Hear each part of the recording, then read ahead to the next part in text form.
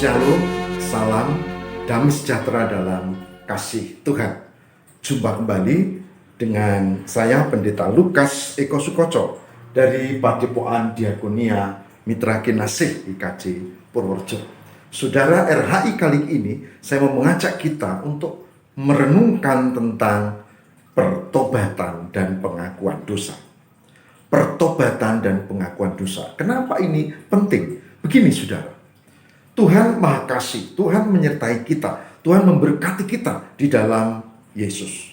Tapi Tuhan juga mengundang kita untuk datang di dalam pertobatan. Kalau kita tidak menyadari bahwa kita ini lemah, kita merasa menjadi baik, kita merasa penuh keterbatasan, tapi kita lalu tidak menghayati hal itu, maka kita tidak akan menerima kasih karunia Allah.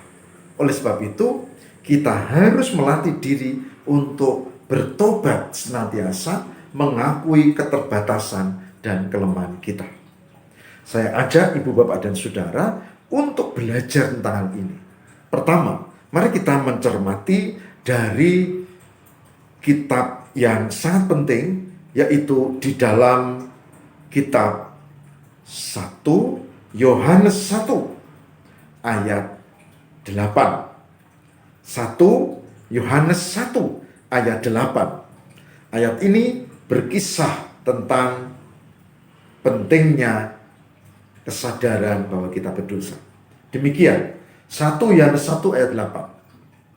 Jika kita berkata bahwa kita tidak berdosa, maka kita menipu diri kita sendiri dan kebenaran tidak ada di dalam kita. 1 Yohanes 1 ayat 8. Jika kita berkata kita tidak berdosa, kita merasa suci, lalu kita merasa mampu untuk hidup baik tanpa Tuhan, maka kita menipu diri kita sendiri.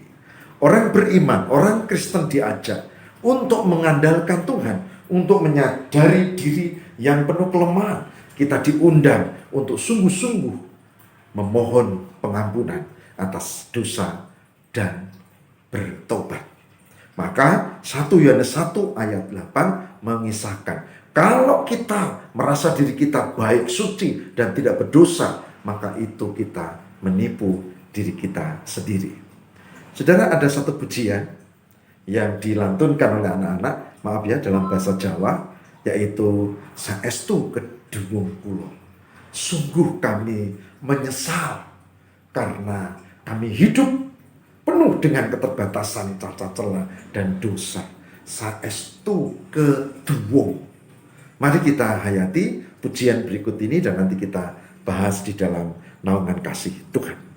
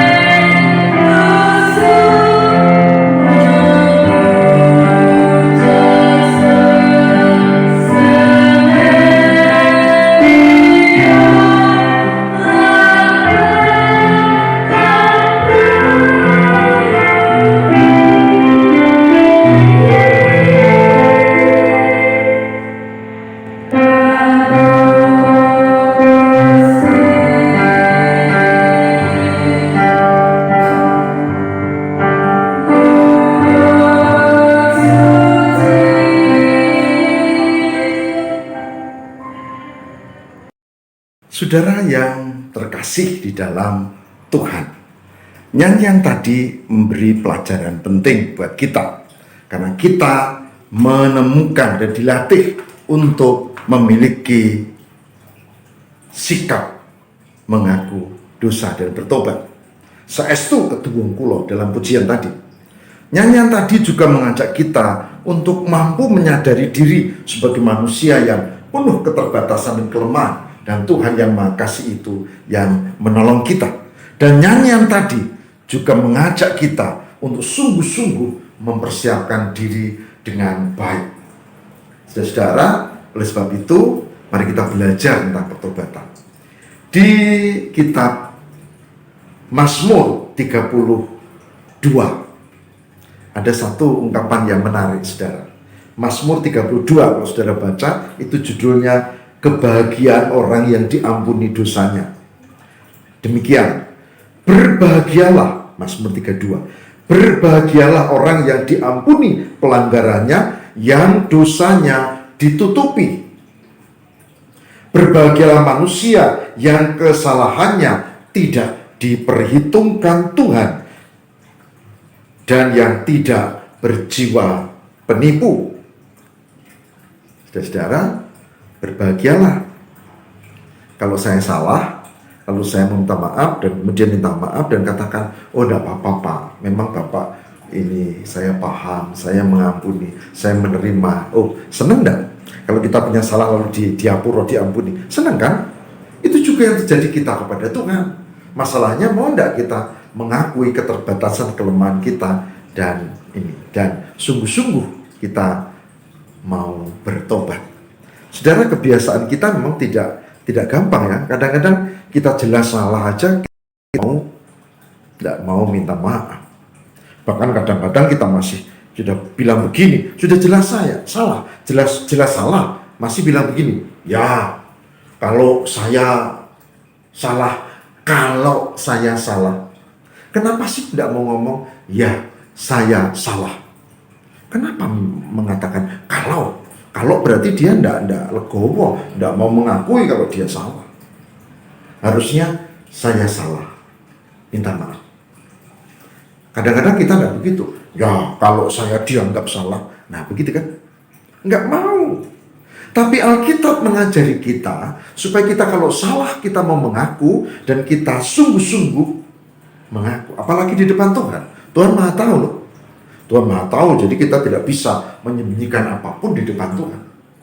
Oleh sebab itu, hari ini kita belajar tentang betapa pentingnya pertobatan dan pengakuan dosa di hadapan Tuhan. Mazmur 32 memberi catatan penting. Ayat 1 dikatakan, berbahagialah orang yang diampuni dosanya. Berbahagia kalau kita mau mengaku dosa di depan Tuhan. Tuhan Maha Kasih kok. Berbahagia. Kemudian, berbahagialah manusia yang kesalahannya tidak diperhitungkan Tuhan. Berbahagia. Karena apa? Karena Tuhan tetap memberkati kita. Kita mau bertobat. Berbahagia.